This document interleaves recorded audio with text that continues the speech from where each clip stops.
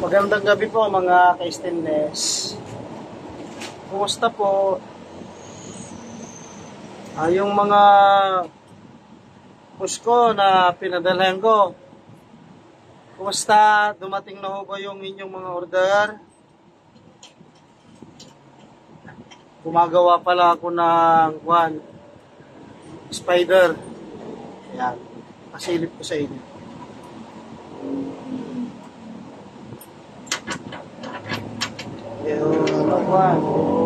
Hinabi na dahil mabusisi talaga gumawa nito.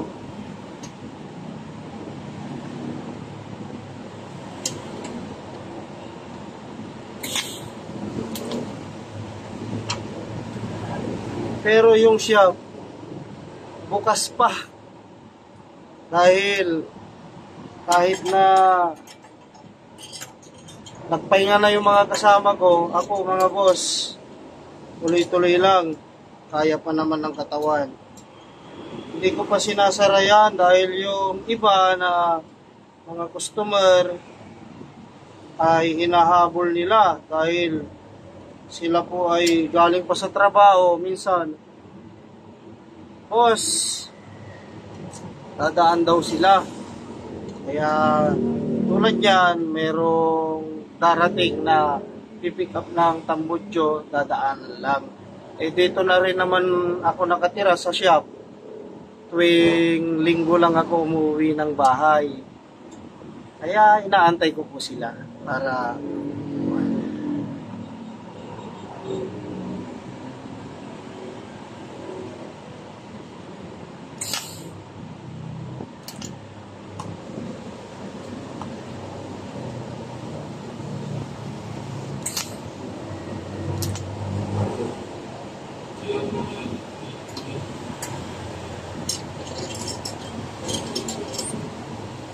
bali, ang ginagawa ko po pala, itong pinakapaan niya, hinihinang ko muna siya labas-loob para kahit na hatakin ko siya, dahil ina-align ko pa to para makuha ko yung align na pinakagusto ko, hindi siya mapipiktas. Tulad po nitong gawa ko na nailagay ko na yung paa niya. Ayan. Hindi siya mapipiktas dahil labas-loob yung hinang niya. Lilinis na lang. Yung design natin ng spider. Talagang masisiyahan po kayo.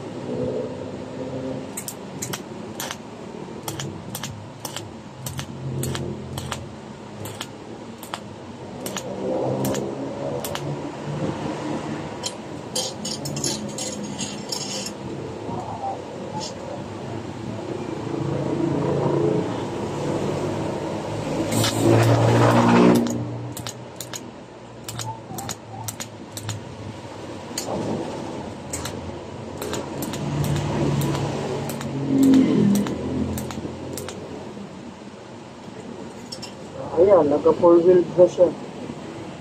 Kaya matibay. Then, saka ko i-align yung pinaka-paa niya. Ayan, saka ko i-align niya. Hinahatak ko po yung mga boss ng ganyan. Para makuha yung align na pinaka-the best. Ito po yung mga natapos ko na. Magandang gabi mga ka-stainless. Ayan. Bali, ilan na itong nagawa ko? 1, 2, 3, 4, 5. Iniba ko yung design ko ng kanyang pinaka pangil para ang bagsik. Lalong mas gaganda pa ang tindig niyan pagka malinis na. Boss, mag-iingat po kayo sa pag-uwi. Gandang gabi. Sige po.